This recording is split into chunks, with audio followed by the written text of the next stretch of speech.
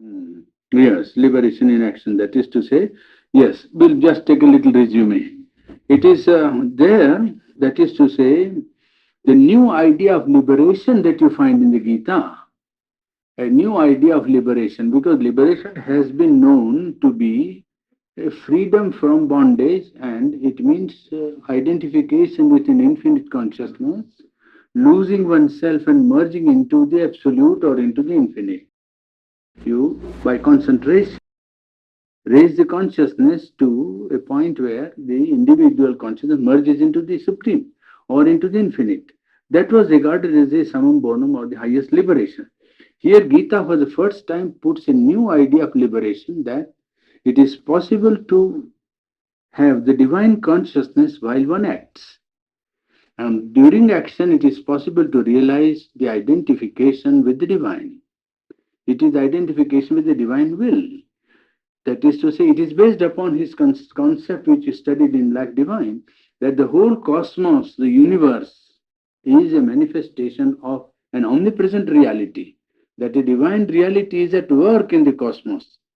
And it is therefore possible to come in contact with the will of the Supreme working in the cosmos. And if one identifies his will, makes his will one with the Supreme will, then it is possible for one to have the identification and complete liberation while acting, during the course of action. And that mukti it calls sadharmagati, means attaining the nature of the divine while acting. In action to attain the nature of the divine. Divine is perfect and acts with a nature which is perfect and liberated. The man who identifies his will with the divine will also rises to that higher divine nature from which he acts, and therefore he is also liberated even while he acts. And detail that it gives is very interesting. The idea of surrender to the divine, because according to it, eternal, who is not only the transcendent, but he is also the all. He is the cosmic, and he is also at the heart of each individual. And the soul in man is the representative of the eternal, or the eternal in one of his own statuses, his own positions. Man is not merely an ignorant being in whom there is no divine spark. He is the foothold for the infinite and the eternal to act in the world. So, in that respect, there is a complete identification or identity.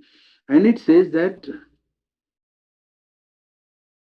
the detail of the surrender is that whatever you do, yat karosi yadasnasi, yat juhosi dadasi, yat, whatever you do or whatever you say give, whatever you eat, well, even the movement of your eyelids, you must make a conscious surrender of it to the Supreme.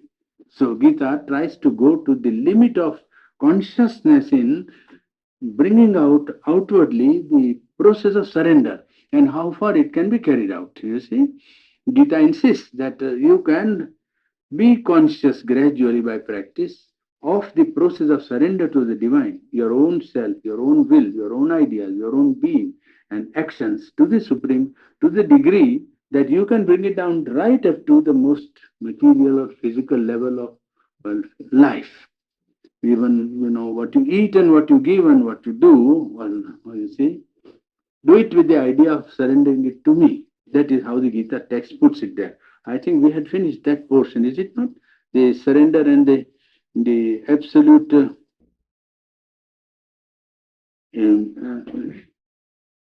being the need of giving up the sense of the doer, was it not? Yes. I think that was done, is it not? Yeah. Yes, the need of, first of all, you begin with, we'll come once again for a little revision.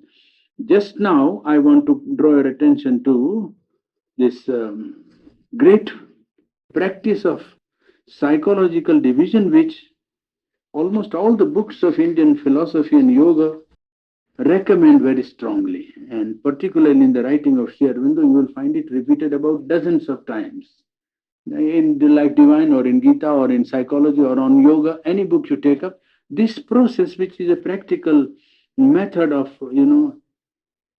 arriving at the free self in oneself, the beginning of self realization, The process recommended is that of Sankhya philosophy. And in the Sankhya, the division is that every man has got within him a dichotomy, a double aspect. An aspect in which he can watch his nature, and another aspect in which he is part of the nature. It is easily possible for a man to withdraw himself from his thought movement and look at his own thoughts as if they were somebody else's thoughts, as if they were not his. This detachment, this dichotomy, is called Purusha and Prakriti, means the subjective self and the flow of nature. You sit down for a while and you find that you are not able to concentrate, you are not able to put your mind together. Generally, what people try to do is to put force on their mind and will and say, I must stop thinking, stop thinking. Well, that can be also done, but that would be too strong an exercise and too tiring also, and not always successful.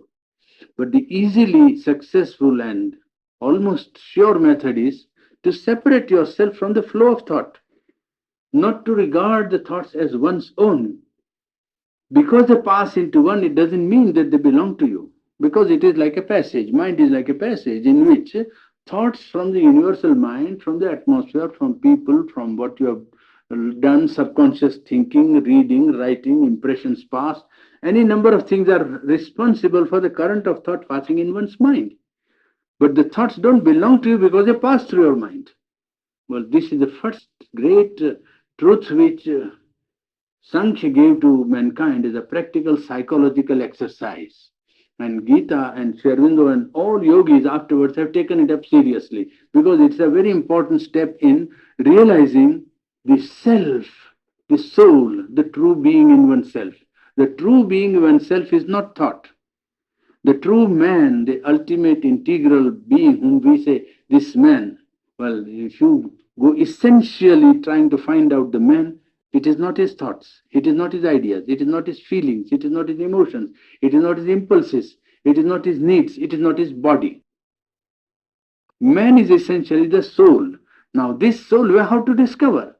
Well, this one process, there are many, but this one is practicable by people under all conditions. That is one, and it is very effective to separate oneself from the current of thought or suggestions, ideas, impressions, volitions, movements, desires, whatever passes.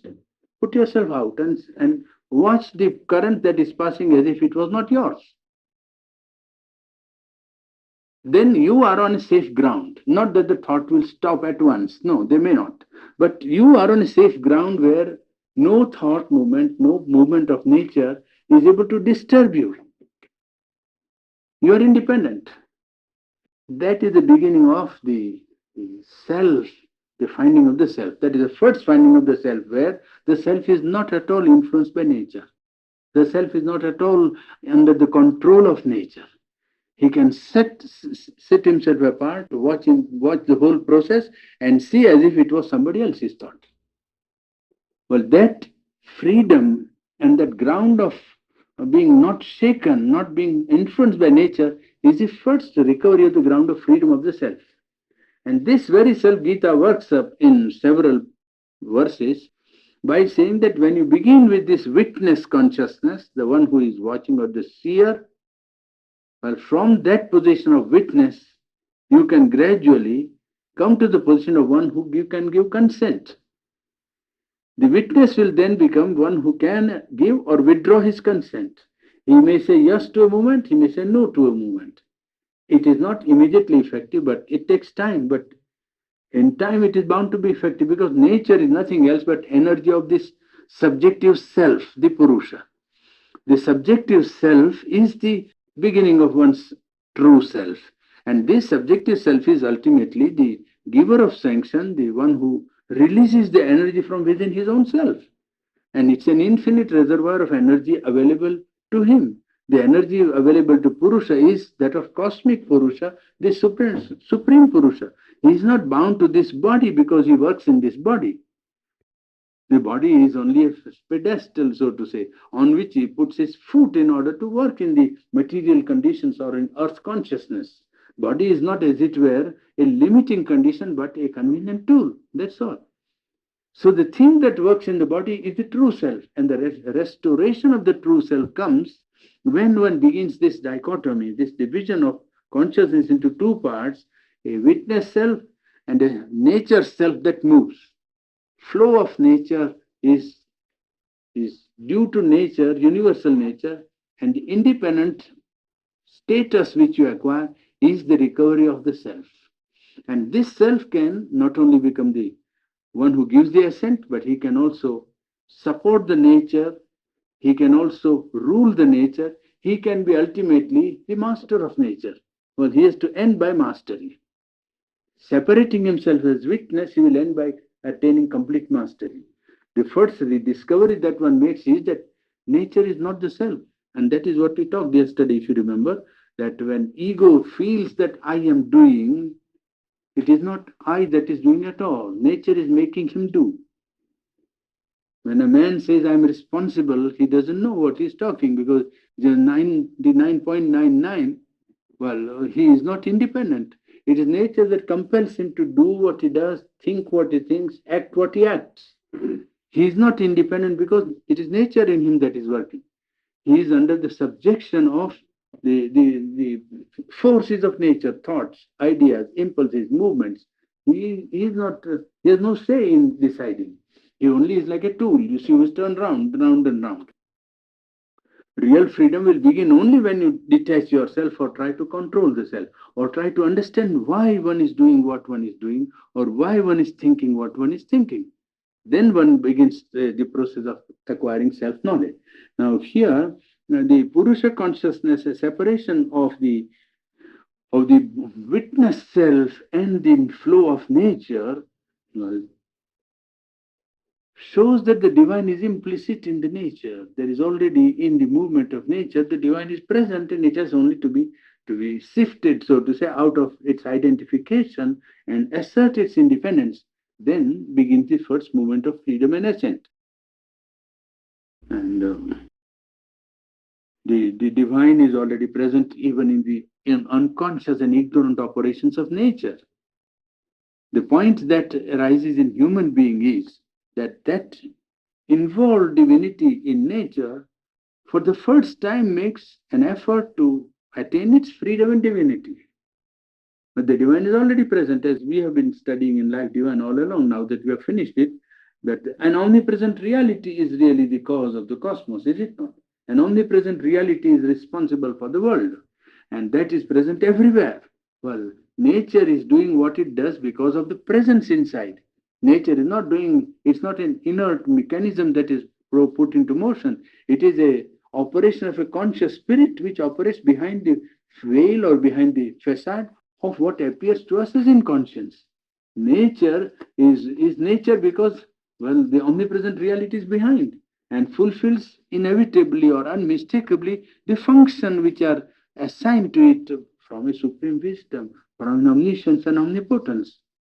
So there seems to be, as it were, a command that had gone forth on matter or on the inconscience that it shall do only certain things and not others. That's how nature seems to behave. So the presence of the Supreme is implicit in the operations of nature. In man, when the problem of his freedom arises, then he has to separate this presence that is implicit in nature and make it a conscious part of his, well, being, his psychology, or his mode of action. He has to recover his self and be an independent, well, agent for carrying into life not an egoistic will, not a will subject to desire, not only operating or carrying out certain ideas, but carrying out a will which is not his or which is not subjection to ego, which is not subjection to, well, current ideas of, a wider ego, but embodiment of a cosmic will or a supreme will. That is the purpose.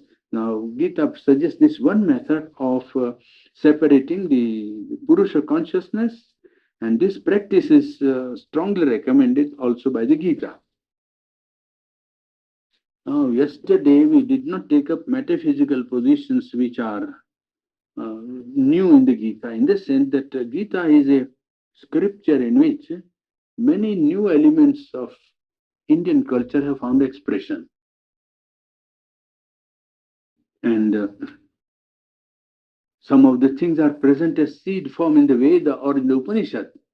But in the Gita, many of these things are brought forward and stress and emphasis is given to them so that you can notice them more prominently, more, clearly. As I pointed out, the Vibhuti, for instance, or the avatar. Now, avatarvad is implicit in some of the writings of Veda and Upanishad, but it's not clear there. While Gita devotes 4 chapters to Vibhuti and several times comes to give an exposition of the phenomenon of avatarhood, the incarnation of the divine in life. Now, this has not been prominently. So, I just take up some of the fundamentals which Gita brings out more prominently in its exposition in the text that we have. First, inner standard of active conduct is given in a situation where values are conflicting. That is one thing which the Gita does, which no other scripture in the world perhaps has done. If a man is faced with a critical situation in which values are in conflict, what he thought to be right now he happens to think it may not be right, or he is faced with 2 duties or 2 choices of equal importance, whether he should devote himself to a certain thing or continue, or whether he should do something which people consider or society considers duty, or whether he should answer a call from inside or call of his heart. You see, there are always conflicting positions in man's life which arise very often. Almost everyone has to face it in some way or other. You see, and when the values are in conflict, well, the guidance is precarious, more or less. One doesn't know how to arrive at a solution, call of the family, or duty towards the in whom this dichotomy come at one time when he's become conscious of his inner life, particularly. When he's awakening to inner life, it will become more acute. This is the law of almost inner growth, you see. It will tend to become more and more acute, and one will say, oh, but how can I do that? Oh, this is not that. But if I do this, then this will happen. If I don't do this, what to do? Well, that comes, the position comes to that. Gita is the one scripture that points out the standard of conduct or the value which you can depend upon in any situation. How to arrive at it, that is the process which Gita gives. That way it is a unique scripture. Because ordinary standards are personal desire. That's one standard which is universally acknowledged. And the second standard is that of a social good or social idea of behavior, collectivity or society telling what is good. And the third idea is that one evolves from within himself an intellectual idealism or moral idealism, ethics or rule of conduct or religious idea, religious principle. These are known standards of conduct. Gita points out that all these are imperfect. Standard of deciding things by reference to one's own desires. That is a general standard. Everybody decide whether he likes or not, whether it will be pleasant or not, whether he will be pleased. Well, that's not the way to decide what is right or what should be done.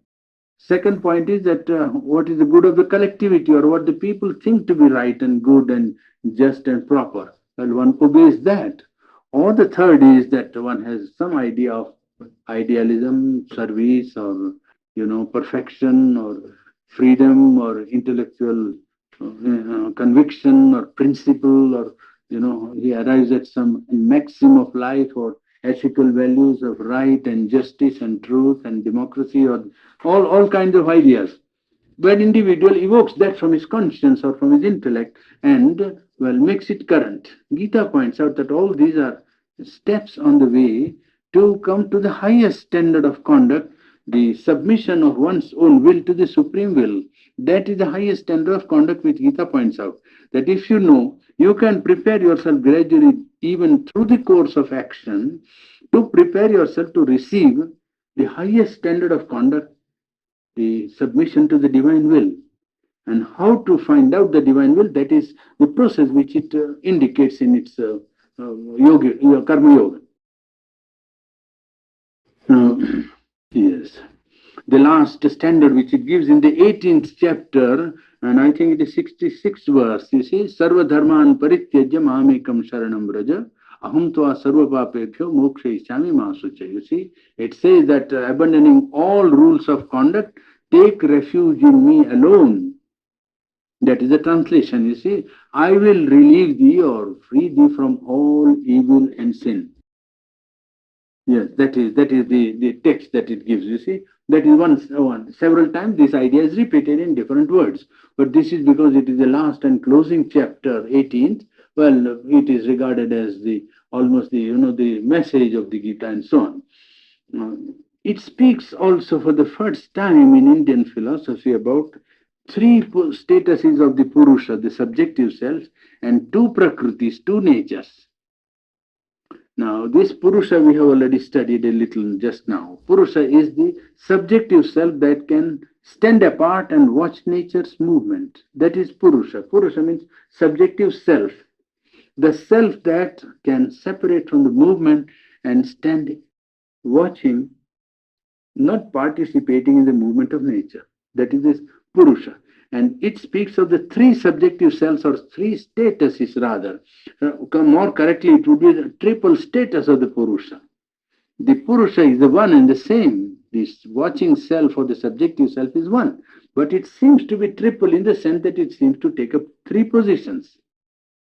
When man comes on the scene of universe, well, this Purusha seems to become triple. Triple means takes up three positions. One in the individual, one in collectivity, one above the individual and collectivity, both the transcendent. The Purusha, according to the Gita, is the Kshara, one who changes, mutable. Akshara, the unchanging or immutable. Uttama, the highest. Purushottama, the highest Purusha, the supreme divine consciousness or divine personality. Well, that is how the Gita puts the division of the three. The triple aspect of the Purusha is spoken of by the Gita as the mutable, the immutable, the transcendent, supreme. Mutable is a changing personality that you find in nature. That is the ego person and the truth behind the ego person. A individual status of the Purusha, a status in the individuality, of which the outer aspect is mutability, complete change, all the time changing, and not remaining steady in its own status. The other is Akshara, means that which is impersonal, detached, not participating, static, a passive support of the active movement of nature. The passivity is not necessarily anti-activity, but it is a support of the active movement. But one can get from activity into the static or passive condition and realize the impersonality of the movement of nature, the universality of the movement of nature. From the person, the difficulty is to get out of the limit of the formula of personality. The Akshara, the impersonal or the immutable, offers the ground or the experience in which the static state and the passive condition of consciousness releases the individual into an impersonality. The individual, when he withdraws into the Akshara, into the immutable, he is freed from the limitation of his personality, ego, nature, mind, life, body. He becomes free from that and feels himself and knows himself as not only the impersonal but universal. You see, he is able to widen his consciousness by in that passivity and static condition to an impersonality and universality. That and also frees him from the compulsion to action. See, in the ignorant Kshara nature, the one individual taking part in nature is compelled to or feels a compulsion to action. Well, in the Akshara, there is no compulsion to action. So that the compulsion of action also is removed and impersonality is attained and a widening into universal consciousness takes place which frees the individual from the limit of his ego. That is a second advantage. And the Uttama is one who is supporting the Akshara and supporting the Kshara, supporting the mutable and supporting the immutable. In fact, the mutable and the immutable are the two positions of the Purushottama, the Supreme Purusha. The Supreme Divine is taking up the position of the individual in the nature of man, position of the impersonal or universal in the working of all natures, inconscient, conscious, human, vital, mental, and physical, all natures, you see. And one can add here that not merely this, but the fourth aspect also it refers to, and that fourth aspect is the aspect of the, if you take the supreme Purushottama consciousness, the highest consciousness, then you see, you can look upon it like this. The Aksharam is the immutable, and it is immutable. The three make up one like that. It is a triple status, you see. It's not one divided into two or three, making three different positions. It is as it were, well, one had the one having a triple position like that. You see, so all the three are the position of this, but this is the one that manifests here and one that manifests in this. To this human add here cosmic consciousness, cosmic being rather. Cosmic being, Gita calls it Vishwarupa. Vishwarupa means the form of the universe, divine universal, cosmic being. This is the dynamic aspect. Dynamic aspect of the cosmic being. So this is the impersonal aspect or inactive aspect, static aspect. This is the dynamic aspect. So you can make another scheme if you like. Supreme. Then you can say cosmic, individual.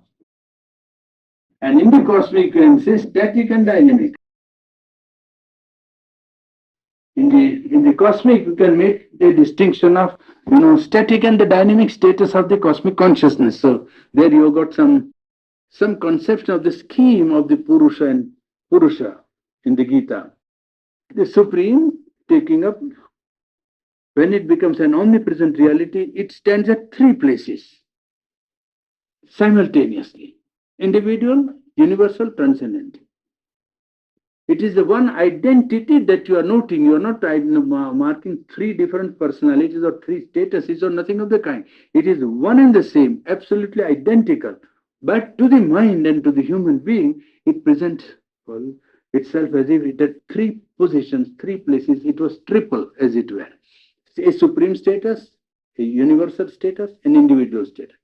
In this universal status, there is a status, a inactive aspect, passivity, wideness of universality, and a dynamic, an active movement which participate in the movement of the world. The Vishwarupa is mentioned in the 11th chapter. The 11th chapter speaks of the Vishwarupa, the cosmic being. And when Arjuna is very much surprised, it is a Vishwarupa that tells him that I have already killed your opponents. You see, it is a Vishwarupa that tells Arjuna that I am time the destroyer. The cosmic aspect of the divine working and managing and taking part in human affair. So this triple aspect is not so prominently brought forward by Upanishad or the Veda before. You see, it is Gita for the first time made this clear distinction between the mutable individual, the immutable cosmic, the dynamic cosmic, and the supreme transcendent, of which all these are manifestation of these. All these are terms of expression, so to say, are its own parts. And it also speaks of two prakritis. Gita speaks for the first time of two natures. Before that, two Purushas were spoken of by the Upanishads, but not two natures, two prakritis. Gita speaks for the first time of two natures, human and divine. Nature human, nature divine. And Gita brings it out prominently into forefront that what one has to do is to reject the movement of the lower nature, ignorant nature, and affirm in him the operation of the higher nature, the divine nature, to embody in oneself the working of the higher nature. That would be real liberation, because it would be active liberation and not a liberation dependent upon or conditioned by withdrawal from activity. You see, up till now, the withdrawal from activity was regarded as an indispensable condition for liberation. Whereas Gita says that if the individual rejects the lower nature and identifies or makes it possible for the higher nature to act in him, then even while acting, he is in liberation because he is acting according to the higher nature, according to what is called the divine nature.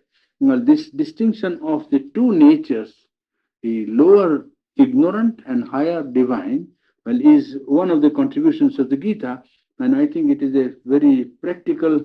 It has a very practical bearing. It's not merely metaphysical distinction, but which has a very strong bearing to practice of yoga, because it is on that the liberation idea of the Gita also depends. The idea of liberation of the Gita depends upon this distinction of the two natures and possibility of bringing down or bringing into the human being the working of the divine nature. Gita positively says that it is possible for the human being to activate in him or to substitute the divine nature in place of his human nature, which is ignorant. And therefore, while acting, even he can be in complete liberation and complete identification or identity with the divine. Well, that is one new idea which Gita puts into its synthesis. Yes, it is the this Vishwarupa of whom I spoke. It is the 11th chapter in which it is described, and it is of that I refer to in our study of the collective consciousness, where I quoted the I think 90th or 90th I think 90th hymn of the Rig Veda, 10th mandal of the Rig Veda. I give you the quotation of thousand-headed being and thousand eyes and thousand armed. Well, it is the same as you find here in the 11th chapter, you see, the same that you find here.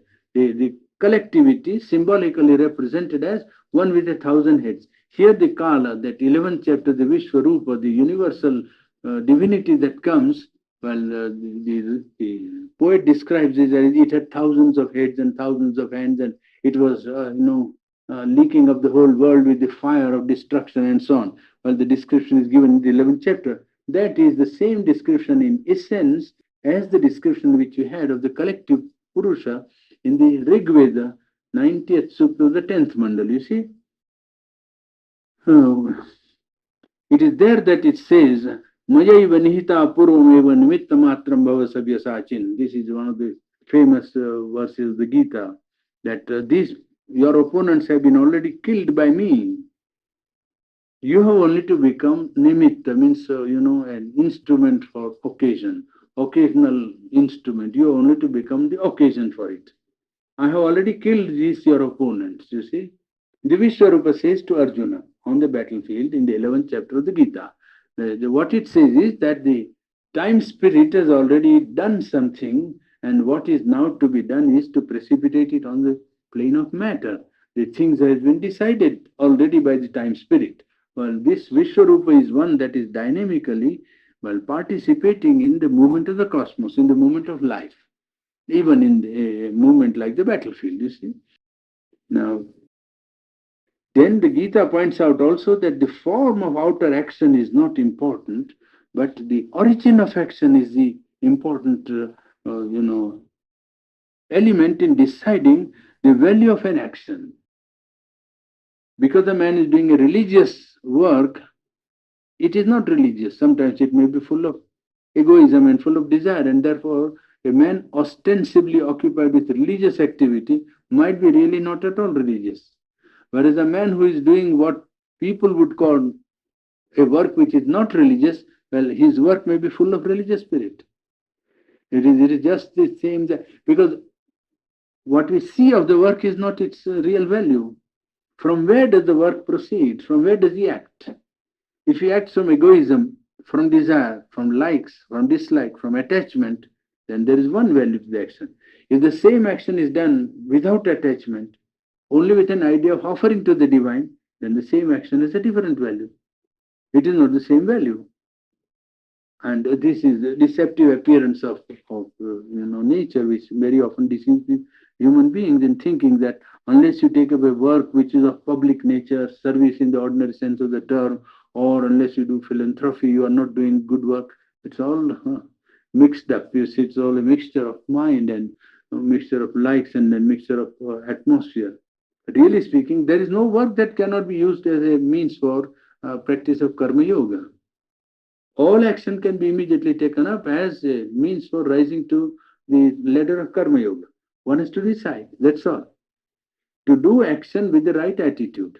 Well, and the right attitude, if one begins, then any action that is at hand, means which is given to him under the present condition, will can become a means for rising in the scale of yoga of karma advocated by the Gita. The value of action is not in its outer form, but in its origin. That is to say, from where does it originate? And it also makes the distinction, as I told you in the first day perhaps, between renunciation, tyag and sannyas. You see, renunciation and real detachment of inner being. You see, it makes a very great distinction between renunciation and real detachment. Real detachment is want of interest in things of ordinary desire, you see, the taking out of interest, you see, the losing of interest in things, of impulse, desire, or passion, or lower life. That is real renunciation, not outward giving up. What Gita is pointing out is that when the taste in the thing is lost, given up, then there is real renunciation. Not outward giving up of the movement of action or taking up outer sign of renunciation like a robe or ochre color cloth or taking up the good in the hand and going about, you see. Well, that is only external renunciation which have nothing to do with the inner being at all. See, the most important part of renunciation is first to notice that one has attachment, one, and secondly, to control the action dictated by that attachment or liking or impulse. And third step would be to know and realize that there is no interest in the thing in which one is interested or one is attached, that there is nothing to be enjoyed. To realize it is not at one bound that one does this thing, you see, it takes time, and therefore the steps that can be gradually practiced is first is the noticing of the movement of one's own inner being and controlling the movement. After notice, you control. Because if you allow the impulse or idea or thing to take place, then the subjection to nature will be more and more confirmed. The real detachment comes when not only one controls, knows that this is the thing to which I am attached, and therefore he keeps a control over it. And while he is controlling, he is trying to see, get the knowledge of what it represents and what it is. And when he gets the understanding of, well, what attracts him, what to him appears to be something irresistible, he finds that it is something that wasn't worth his attention. It wasn't worth his attention, you see. Well, that is real renunciation. After that, that object will have no attraction for him, you see. And this is a practice. There are several practices by which this is done. One practice is that of prakamya, as they call it in Sanskrit. Prakamya is a method of putting the intellect in contact with sensation immediately. Method is not to allow mind to intervene between sensation and reaction of the sensation. When a sensation is taken to the brain, generally mind intervenes with decision, with judgment, with a dynamic subjective response. An objective, vibration goes to the brain through sensation. You see an object. What happens is that the impression of the object creates a sensation, is it not? In the eyes. And the ocular optical nerve takes it to the brain. Then there is a dynamic response of reception, so that there is acceptance of sensation and there is a response which is not without judgment. Response comes with a judgment, you see, always. Response doesn't come mechanically. Response is accompanied by a subjective element. No human being will have A mechanical response is not an electrical machine that it simply moves like that. No. When an impulse goes or a sensation goes, the return or the reaction to the sensation comes with a subjective judgment. I like it, I don't like it, this is good, this is bad, this should happen, this must not happen. Every sensation is always, judged. I mean, there is a dynamic judgment connected with every response that one gives.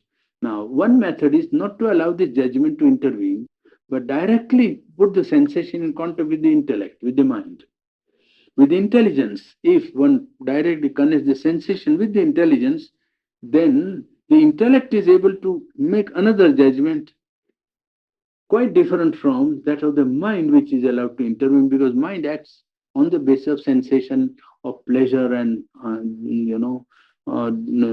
dislike and like and preference and old impression and custom and habit, and many things are there which has formed mind into a sort of a you know automatic response in which you know that certain thing will be taken only at a certain value. If mind is ruled out and intellect or the intelligence or buddhi, as we call it, is made to judge, then the judgment will be quite different. To take the case of smoking, or take sweets, eating sweet. Now, because I give this instance because it's easy to illustrate, not that it doesn't happen like that, but still, for illustration, it is quite good. When a man is attracted by this taste of sweet, well, what happens is that the sensation on the tongue well makes him feel the desirability of continuing the sensation, isn't it? So if he transfers the sensation of taste immediately to intellect, what the intellect would say or see or judge is that some object has come in contact with the tongue and a certain vibration is only taking place. There will not be this idea that this is sweet. Mind being impersonal, mind will only, it is only intellect will only say, yeah, something, some object has come in contact with the tongue and it produces certain vibration, which my mind, if I was allowed to say, would have said it is very nice. But there is no reason why it should be nice. There's nothing nice about it. It's only a judgment. It's a vibration. And not only that, at a certain stage, the nice impression will cease to be nice. If you've taken sufficient number of sweets, or taken full, well, even the best sweet will not attract you afterwards, isn't it?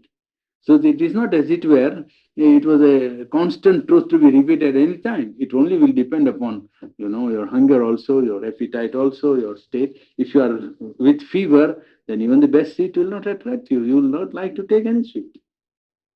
It's not a rule that constantly, you see, one particular kind of reaction or response will be given by the organism. No, it is a varying thing. But when intellect is put in charge immediately, then the judgment is very impersonal, and therefore many points of attraction are ruled out automatically. It's not a rule that constantly, you see, one particular kind of reaction or response will be given by the organism. No, it is a varying thing. But when intellect is put in charge immediately, then the judgment is very impersonal, and therefore many well points of attraction are ruled out automatically. You see, because mind, intellect, when it is made to sit on judgment on this kind of sensation, well, it reduces the sensation to a very small place in one's experience. You see, it makes it a vibration, and yes, it's all right. I remember a friend of mine. He was in England for 7 6 years. He was studying for his barristership. He was trying for his law, and he was a guest in a private house. So the proprietor had two daughters, and they used to always say, as girls generally do. You see that, oh, she took one sweet more and another chocolate more, and oh, she didn't give me something, and so on. There's some always quarreling. And this our friend was there. He's now a sannyasi, very nice yogi. Advaitananda. So he was studying there. He was quite young. But they used to be friendly, so they used to come and ask him, look, she has not done that and she has taken her mind. He says, yes, but why do you quarrel for that?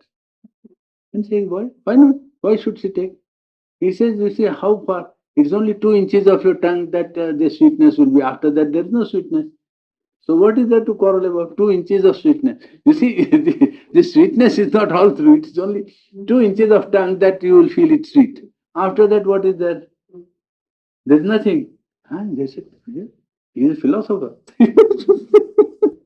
So he used to say he's a philosopher. And he became so favorite that wherever there was any quarrel, the two used to come to him for final decision because they knew his will be the most wonderful decision.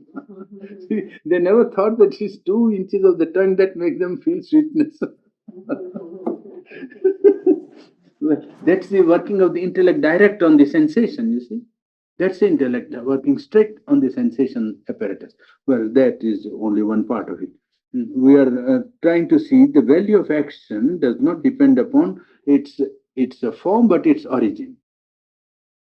Now, we are discussing the distinction between tyag and sannyas. That was the point, really speaking. And the detachment comes when one perceives that the object which was the object of desire, object of like, or object of attachment had nothing in it so much as to make one feel attached.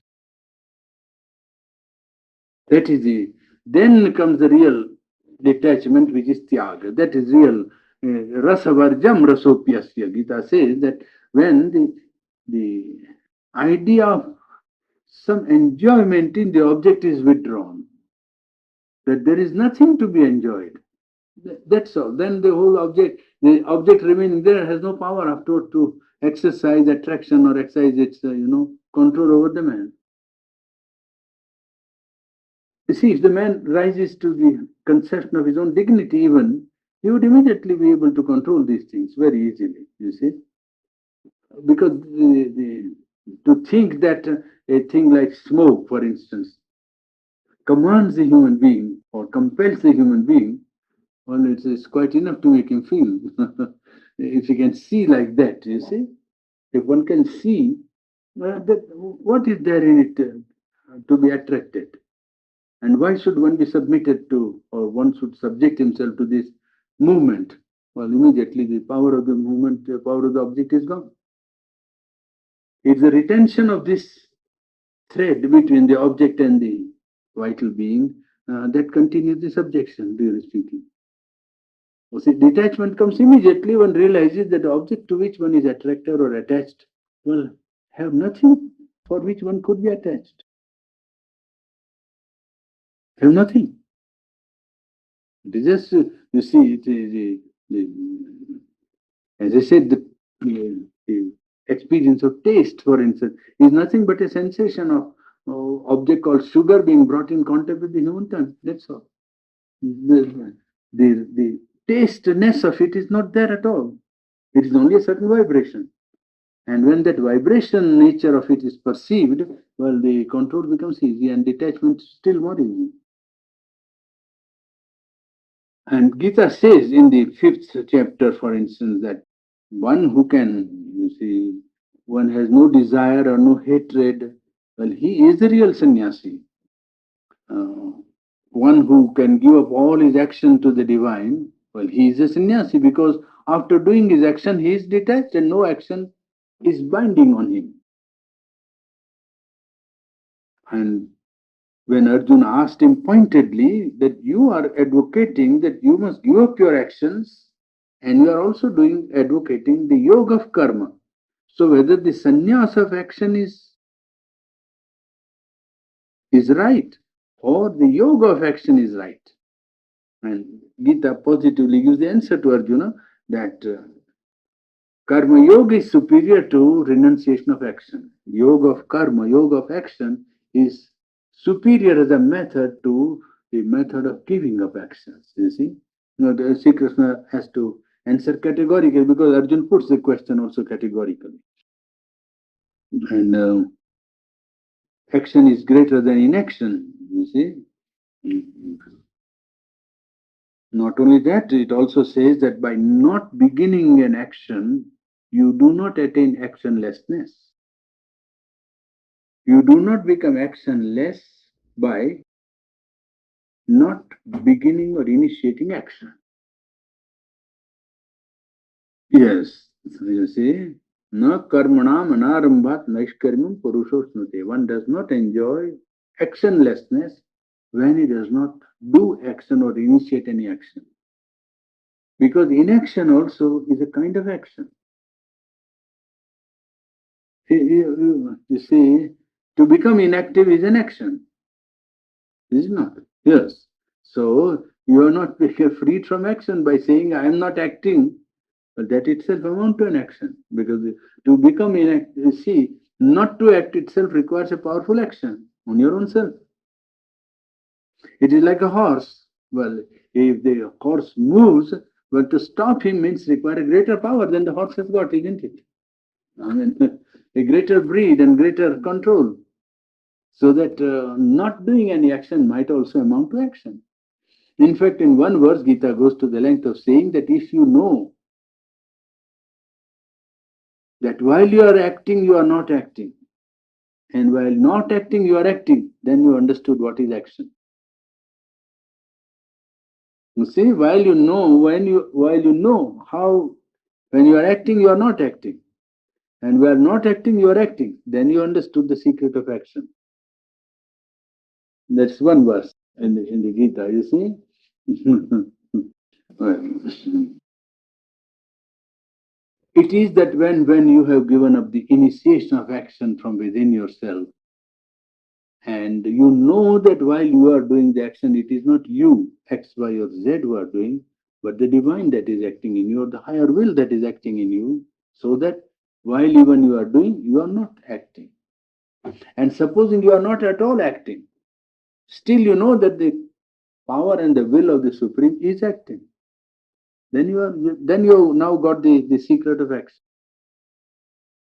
Necessity of action or compulsion of action is not the sign of being one who can do correct action. When you can do action in identification or identity with the Supreme, then the action ceases to be yours. And therefore, you are not doing action at that time. And when you are not doing action, you are in the higher consciousness. You are identified with the divine. And you know that the divine will is constantly working. Whether one knows it or not, sees it or not, it is working. And you know how it is working. So while you are not acting, you are acting. And while acting, you are not acting. And then you have come to the secret of action, or the mystery of action is revealed to you. The liberation idea I have already developed before this time, and this is a great change from the old. In the fourth chapter, 10th verse, and in the 14th chapter, second verse, this nature of liberation is clarified by the Gita, that one who attains the liberation according to the Gita attains the higher nature of the divine and acts from the divine nature and not from his lower nature. That is to say, he is inward drawn even while acting outwardly. He is concentrated in self while he is looking outward. He is looking outward but is concentrated in self. He is directed to the divine in the affairs of the world. He is attending to the affairs of the world, but he is directed to the divine. Well, that is a sign of Gita's liberation. The sign of liberation that Gita gives is when the consciousness is withdrawn while it is acting outwardly. It is concentrated inwards when it is looking outwards, and directed to the divine in the affairs of the world. When it is busy with the affairs of the world, it is directed towards the divine. Well, that is a sign of the liberation attained by the sadhak, you see. That is the kind of liberation that is to be attained. Because samadhi also, this is intimately connected with the idea of samadhi. The old idea, classical idea of samadhi in India was that you must become physically unconscious, inattentive to the surrounding and circumstances. You must lose the consciousness of body and surroundings. That was the compulsory condition of samadhi. In samadhi, you must become physically unconscious, unconscious of the surrounding and conscious of your bodily consciousness. Well, that was regarded as a necessary part of experience of samadhi. While Gita shows that samadhi is not that, but this withdrawal of the being in such a way that you will be concentrated while you are attending to outside work. You are not only liberated, you are in samadhi because you are in identity with the divine at that time. And it comes by expulsion of desire, not by withdrawal of physical consciousness. Samadhi is not to become unconscious of body. Samadhi can be attained by complete expulsion of desire and rejection of ego. Then the state of consciousness in which you go, well, that is identity. And in that identity, you are really in samadhi. You are really, your consciousness is placed in the supreme. Samadhi word comes from two words. Sam adi. Now, to place. So to place the consciousness on something or in something. So samadhi is when your consciousness is placed in the divine, well, then you are in samadhi. It's not when you are physically unconscious necessarily. Expulsion of desire and inner freedom from ego and experience of felicity of the self or soul, well, that is a sign of samadhi and not the compulsion of physical unconsciousness or unconsciousness of the surrounding. And the description of samadhi can be easily seen in the second chapter after the 52nd verse. There, Sthita Prajna, this is famous passage because many people repeat that passage every day in India and outside perhaps. There it is given how the man who has some attained the spiritual poise, well, practically of one who is in samadhi, is given. And there all the signs that are given is that his intellect and understanding is free from desire and attachment, he is poised in equanimity, he has poised the spiritual poise, freed from pleasure and pain, is completely self-controlled, or he is one who can detach himself from his nature and be the witness. He is the one who controls his nature and still one who acts constantly, one who does not reject action, outer action. Well, the firm foundation of this understanding poise of spirituality is the realization of one supreme reality in all. He realizes the oneness of soul, oneness of the divine in all, not only in himself. It is that which gives him this poise, which you describe. The poise is result of his identity with the all-pervading divinity. The all-pervading divine is his constant ground of experience, and therefore his understanding is poised. Pleasure and pain do not affect him.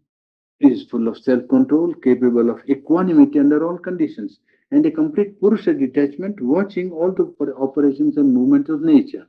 That comes out of the, the identity with the Brahmic consciousness, the infinite consciousness. And the Vibhuti and Avatar we have seen, the description of the all-pervading nature of the divine is brought more prominently to our attention by the description of the powers of the divine that are manifested. And that is in very great contrast with all the literature in which renunciation and running down the world as an illusion is a constant note. This is a great change in the Gita. You will find Yoga Vasishtha or any other old book of Vedanta, if you take up 300 years, 200 years, about even up to 400 years back, you will find always the description that the world is ignorant and man is subjected to his senses and his mind is deceiving him and his intellect is the cheat and all the world is, you see, is a kind of a nightmare or an illusion or something that was false and all the time deceiving him.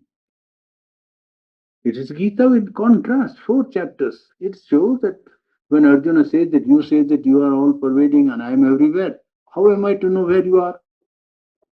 So he says, all right, I'll give you a list. And 4 chapters he gives the list. Now that is a commentary on the Isha Upanishad, as I told you like yesterday or day before. The Isha Upanishad begins with that verse, Isha vasimidam sarum yat kincha jagatyam jagat. All this is for habitation by the Lord. Whatever movement you see or feel in the cosmic movement, all that is fit for habitation by the Lord. Now, these chapters of the Gita, 7th, 8th, 9th, and 10th, are a commentary on this omnipresence of the divine. All this is habitation by the Lord. Well, here Krishna himself speaks where to see him. He says, all right, I will show you in what form you can see me. And then he describes. Among the trees, I am banyan tree and people tree, and I am river, Ganges among the rivers, and Himalaya among mountains, and so on. He gives the description in which one can easily feel that any excellence, any beauty, any I mean, supreme expression of power or harmony or beauty or eminence of any quality somewhere is a sign of the divine presence. See, that is the part which is most attractive, the part which is most brilliant. Well, is the part that the divine has given him. It's the divine's part in him. It's not his own in the egoistic sense of the term. Well, there the Vibhuti Yoga, therefore, Gita as a scripture is quite in contrast with the other scriptures in this respect, that it makes the omnipresence of the divine a very vivid element of life and brings forward that man should live constantly in the presence of this divine, all pervading vibhuti, the aspects of the divine power. One must feel constantly the presence of the aspect of the divine power around him all the time. Well, that makes him feel the divinity of the cosmos, divinity of the universe, because universe is nothing else but the process of manifestation of infinite being, consciousness, and delight, isn't it? Omnipresent reality. It is that which, in the moment of time, is becoming the cosmos. The being has become, and the becoming is the cosmos. So, universe is nothing else but a dynamic aspect of supreme reality. Well, one must realize, at least in those things in which there are prominent powers and you know effective effective energy and action, to feel that there is divine, and that is one of the greatest things which Gita gives to man, because to see the world, and he puts it very nicely in the Savitri. He says, I don't remember how, by what virtue and by what deserving I became inheritor of the wideness of the sky, the earth, the ocean, and the air. I don't know how I came to deserve this inheritance. Now that man is not conscious of the inheritance, you see. That is the greatest difficulty with man. He is not conscious of his inheritance. To feel this is a necessity, because that brings widening of the view from narrowness of the being, that whatever we see only is the thing, but behind it is something else that is operating. And whatever is great and glorious is a manifestation of the divine in life. There is a hint of transformation in the Gita, also transformation of nature, but it's not worked out. It is as a hint present there that human nature is capable of being transformed from human nature to the divine nature. It can gradually substitute the higher nature in place of the lower nature. How does it contain? You should say you have to little concentrate on the three things of which the Gita speaks. Gita speaks at one point of the Sreshta, the leader, the Mahatma, the great soul. It speaks of the sadhu. You see, sadhu means the saint. It speaks of the great soul. It speaks of the leader. Now, if you study the nature of these beings, people whom it calls Mahatma, Sreshta or Sadhu, saint, it shows a certain rise in the nature, human nature, ordinary. Their nature rises superior in the scale of development superior to people who are attracted by money, wealth, or egoistic. We'll see that ordinary nature is tamasic. We say it is inert, subject to, well, darkness and ignorance. Rajasic nature is attached to action, victory, and desire and ambition. Sattvic nature is balanced, subject to light and seeking all the time truth. And when one is controlling himself or is able to put the pressure of psychic nature upon his whole nature, then after some development he tends to become a saint or a leader or a Mahatma, a great soul. Now that is the first development of the nature from complete ignorance or animality to a higher status. Then when you come to Vibhuti, you come to a greater status. Vibhuti is the direct expression of the divine's quality. The sadhu, saintly, and Mahatma is the human attainment of the top of human nature, so to say. The height of human nature is attained. Perfection, human. That is Mahatma. You see, human perfection. But Vibhuti, one is embodiment of a divine quality, a divine power. It is not a human power, it is superhuman in the sense that it overpasses the limit of humanity in its expression and manifestation in life. That is Vibhuti. An avatar is the incarnation who embodies the perfect nature, perfect divine nature in a situation of time and space. And for a particular age, the divine comes down with a perfect nature so as to satisfy the conditions of the age in which he is living with the manifestation of a divine perfection, fully divine nature. Well, that is incarnation. So, incarnation, Vibhuti, and the Mahatma or Sadhu well, gives you the three stages of development by which one gradually rises from the lowest human nature to the highest human, and from the highest human to the divine quality, and perception of the avatar is the perfect manifestation of divine nature. Well, I think there is only one point, and that we can take up next time. That's the only point. Or I think there will be some quotations from the essays on the Gita as the necessity is there, perhaps.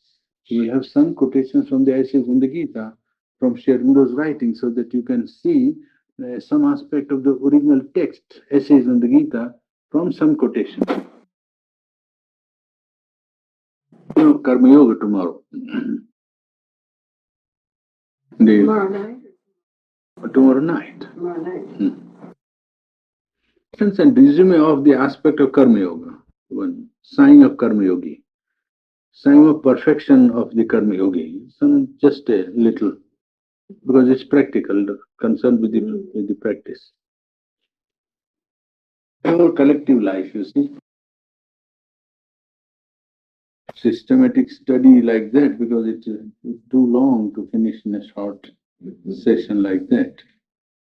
So when you get some aspects of it, then when you go to the text, perhaps it becomes easy to follow what he writes in the essays.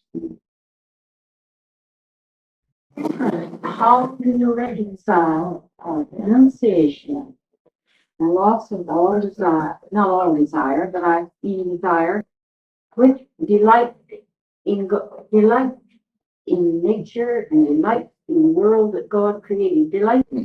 Yes, yes. Now, you see, the delight that one gets through his impulses and desires is a deformation of the original delight. We have already discussed this point in Life Divine, but now in the context also it comes like that.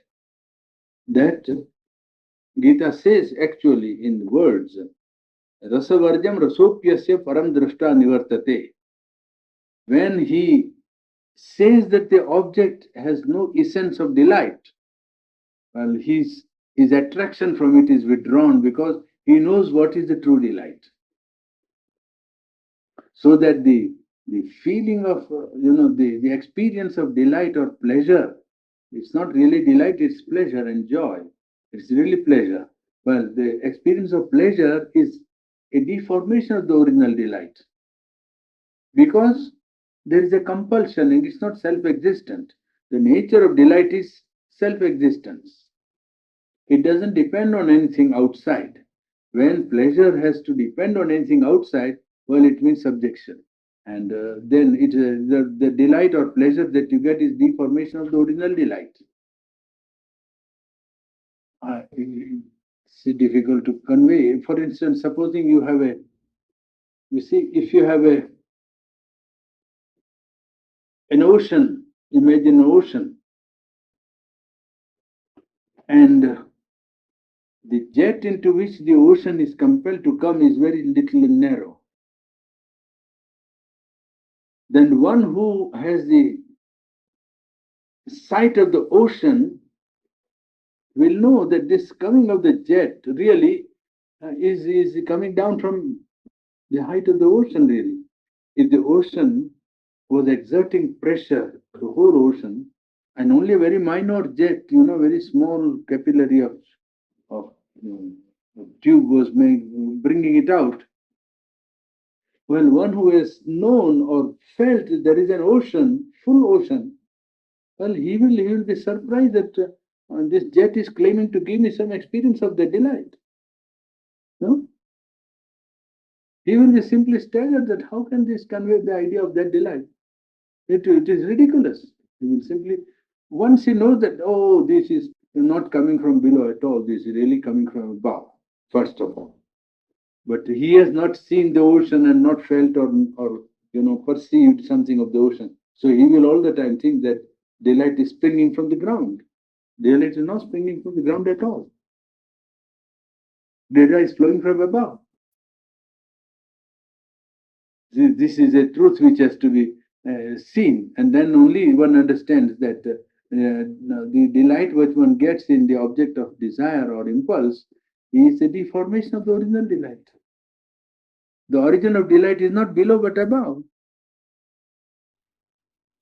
Formulate this question very well, and I'm not very sharp tonight, but when you were summing up the human perfection, and then the vibhuti, and then the incarnation, yes. The human perfection goes up, the avatar comes down. Go over that again, will you? I probably didn't miss the idea is that the idea of transformation of human nature into divine is not directly taken up by Gita because that is not germane to the subject matter. The point of discussion with Arjuna is how to make him decide to take up the responsibility of fight. Yeah. Gita is not developing a philosophy. That is what we have done. That 2 days we have finished Gita. In that Gita is not a scripture which is like a revealed knowledge or philosophical book or something that it is a book that addresses the life situation on the battlefield. So the Gita subject matter is how to convince this Arjun the fighter and make him see that a divine intervention and a divine will is possible if he accepts the divine guidance. That's the subject matter. But indirectly it shows that you not only can be free while you act, but your own nature can undergo a transformation so that you rise to sattvic nature of balance, harmony, and perfect understanding. Then you go above, where you are expressing a divine quality in you. In fact, Sri Krishna says to Arjuna, Pandavanam Arjunoham, I am Arjuna among Pandavas. So that Vibhuti is not a rare phenomena, but is actually present. Himalaya is talked of as one of the manifestations of the divine. So that he points out that Vibhuti, the special power, a particular aspect, and something brilliant and glorious, from the divine, manifests in life. Well, that is the second rung of the development of human nature towards the divine. One attains the vibhuti, and the avatar comes down to show that even a perfect embodiment of the divine nature is possible. Well, the human being has then to wait and give up all his action to the divine as sacrifice. Then the substitution of in the human nature, individual nature takes place, and the divine nature replaces the human ignorant nature, so that one can act divinely in life. Point is how one can act divinely in life given human nature. Sri Arunda also knows, and Gita admits that given human nature as it is, one cannot act divinely because his human nature will distort the divine initiation, the divine will, and the divine guidance. It will make it take a certain course or a certain form which the original impulse might not have taken. So that what is needed is completely handing over one's being and one's nature to the divine. Then the divine is able to, first of all, occupy the center of action and also change the machinery by which one acts by substituting his own divine nature in place of the human nature. Yeah, it is by the process of self-giving that the double transformation is effected in man. And then it becomes possible for man to act divinely. Because the world or universe or life is expression of a divine reality. It is not a makeup of ignorant powers or anti-divine forces, but a divine consciousness, omnipresent reality is the truth, is the reality of the cosmos, of the world, and of life. Not difficult to believe here, but if you get stuck on Fifth Avenue in New York and you're put down on Market Street in San Francisco, where all the merchants have their tinny wares out and the lights are on and everybody's grabbing for money, it's rather hard to believe this. I mean, it's rather hard to. No, you can be, you see, you can be protected. You don't bother about what is around. What is around is another aspect of the divine manifesting. After all, the divine is not one aspect, divine is, million aspects. And the aspect that you see has some justification in the divine. That's why it is there. Well, I get great pleasure of watching people and looking at all the bright colors in the movement and uh, uh, the surge in the city for a while, and I get quite a bit of. I feel that's all full of light. And I also like to buy a little bit once in a while. It's your money. Well, You see, the atmosphere there is not necessarily conducive to your inner attitude. That's all right. But if you take up your attitude, then you can profit by the atmosphere. The atmosphere need not come and disturb your poise. Your poise is inner, and your poise is directed towards your inner being. Well, that need not be affected by the places you are moving in. In fact, you might be moving here or you might be moving there. This probably the same thing. Why? A result of evolution or not necessarily an avatar isn't anything that evolves. No, no. No. No, avatar comes to hasten the process of evolution. You can say that. Avatar comes to help evolution of man towards the divine. He doesn't come as a miracle. He hasn't passed through evolution. No, he has not to pass. So he comes to help mankind in the process of evolution by taking the limitations of evolution on himself and showing how to overpass after admitting the limitations. He takes up a body and then shows that a universal love can be manifested in that body even when you are put on the cross. You see? Now that degree of love is divine love. It cannot be human. Because for a human being, it is not easy to express actively that love. Now that is how it happens, you see. It comes at a certain time of human evolution to take up first the limitations and show how they are overpassed. How to reach the divine given the limitations. That is the work which Buddha does or Christ does or Krishna does or any incarnation does, you see, in his time. Person, really speaking, you see. It's a divine entity, yes. What's the responsibility that a human being has?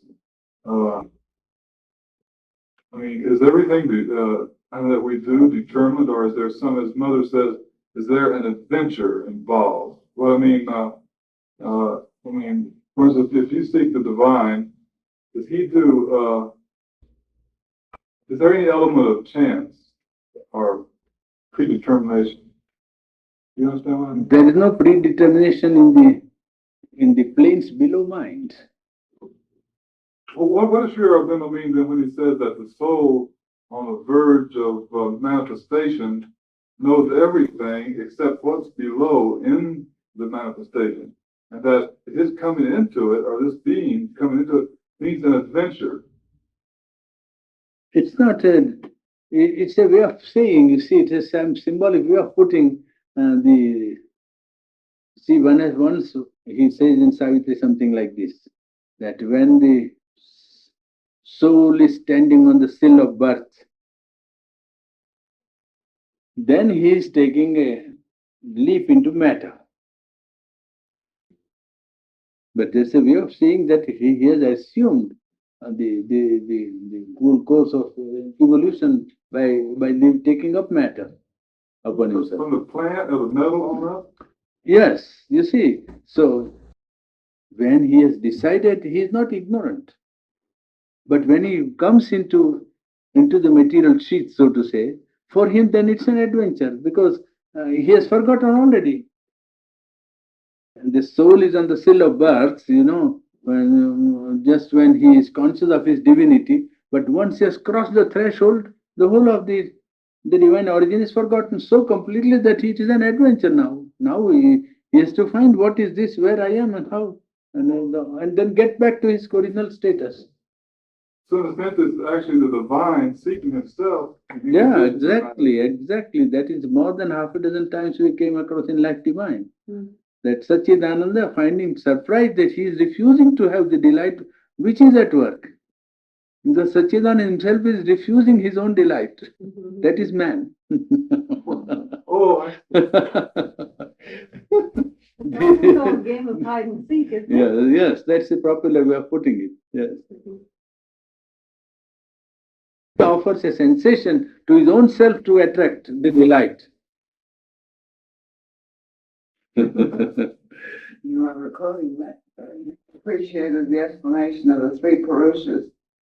And my first introduction to Aurobindo was the essays on the Gita. Yes, it is a very fine book. We spent 18 months on it, and when I came to the three Purushas, I didn't even know what one Purusha was. Oh, I thought I would never get it through my head, and I never did really get it through my head. So I appreciate getting in on this tonight. He says Nishta also began with the essays on the Gita, no? Miss Wilson. But that, Nishta also, I think, she was very much attracted by the essays on the Gita. yes, oh yes. President Wilson's daughter who came to India, she was first attracted by that book. Well, I think one great value I got out of it was spending that long a time on, I feel that I know that one work more than I do anything else because I spent more time on it. I have not done that on the others yet, which I want to. Like the line you spent. No, Gita. You see, Gita. I had a class in it. I mean, so that I did it for 18 months. Yeah. And I want to spend, probably, I don't know, lifetimes, maybe on the life of life. I have to get in. Every week and stay with one book. At least I got a lot out of it. Yeah, that's what I did too.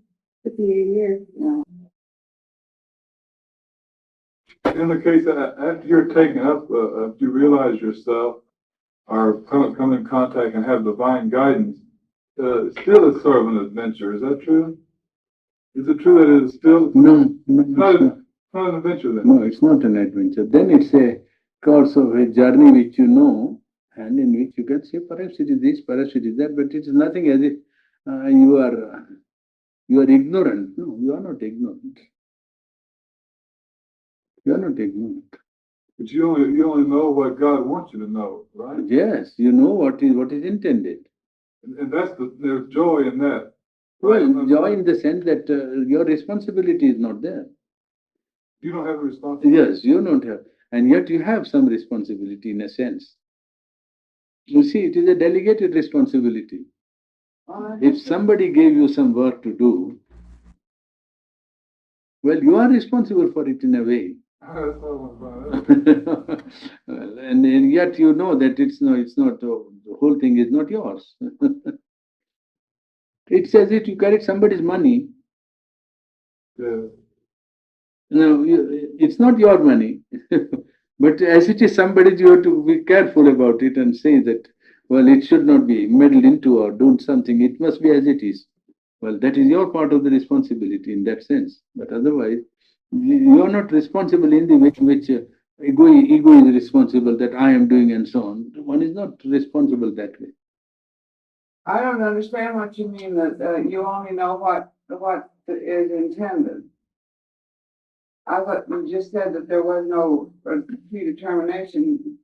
There is a predetermination above mind, but that is There is a nothing. predetermination Yes, above mind, but not yes, below mind. yes.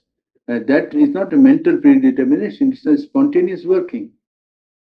It's an automatic action of a force which to the mind appears as if it is predetermination. That's all. There is no predetermination. There is a spontaneous movement. It is called, it is self determination. You put it like that if you want a term which will satisfy mind. A constant self determination, you see?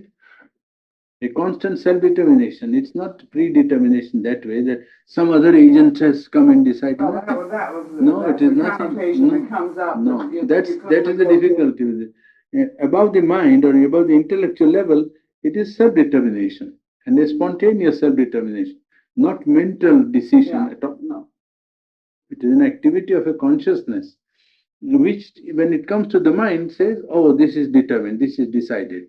But that's the mental way of looking at it. For the mind, it seems as if somebody has decided because mind separates itself from it. When mind also identifies, mind knows that it's no predetermination, it's mind's own determination. It becomes mind's own determination. When the mind becomes mind of light and not a mind of mixture of light and darkness, then mind also knows that it is not predetermination, it's divine determination. And that's what we talked yesterday, that the only free will in the world is the divine will. And since he's free, then it's a free will. Oh yeah, that's it, free will. Because it is free self-determination. It is not compelled self-determination, spontaneous self-determination. Therefore, it is free will. That is a real free will without ego and without desire, without impulse, without attachment, without intellectual purpose, without limitations of mind. Yes. I don't quite understand how, I don't think you live this life intellectually. I mean, I don't think unless you were a highly philosophical person, that you would analyze yourself so carefully as all this. No, it doesn't require intellectual analysis, it requires devotion. Have you got devotion? Yes. Well, so Sri Aurobindo would say whether you have the devotion. If you have devotion, you can live it far better than a philosopher. This he does because you ask him philosophical questions. So he breaks your head with his philosophy. But if you say, no, I don't want, he says, that's very good. Now, therefore, go straight to the divine. Give up all your actions to the divine, surrender them as sacrifice to the divine, and go on offering all your action to the divine and sacrifice and without desire and without motive, and ask the divine to fulfill his purpose in your life. There is no simpler philosophy in yoga than that. And it doesn't require any philosophy or thinking. It requires only decision to act if one wants to. Well, I think that would be a very much safer way than this. It is safer. This also is safe if you know how to get out of it. This is quite safe. Because So what's the distinction between the servant of the divine and the slave of the divine? Well, all the world you can say is slave of the divine. No, but I mean, the mother says that the one of the highest things is to be the slave of the divine. And is there a difference? Well, slave has got an incapacity to give up his master, you see. Pardon? Slave has got an incapacity to give up his master. Incapacity. Yes. Oh. Well, you got incapacity. Incapacity is the master. Yes. Yeah, I see. Yes. So That's what, it. now on this, see, the mother sent out some pictures, Hmm. you know, and on the front it says, "Forever love, O beautiful slave of God." Oh, yes. But that is poetry. Yes, that is Savitri. Yeah. That is Savitri. That's what I Yes. wonder, see,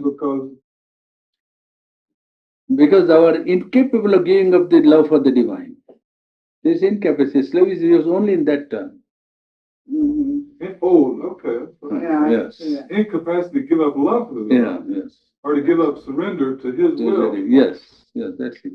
A servant may decide suddenly not to serve you and quit your service. But that doesn't have any sense of slavishness. No, no, no. It is only this incapacity to something in him would not give up this love for the divine. Then he is a slave of it, you see.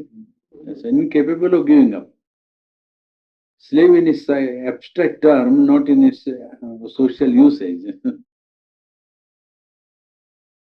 A servant may decide to quit service, That's what I was saying. but a slave cannot live because he belongs to the master. The service kind of independent of it. Yes, yes, some sort of his own self kept yet, you see. And the slave belongs to the master. He is property of the master practically. He can't give up.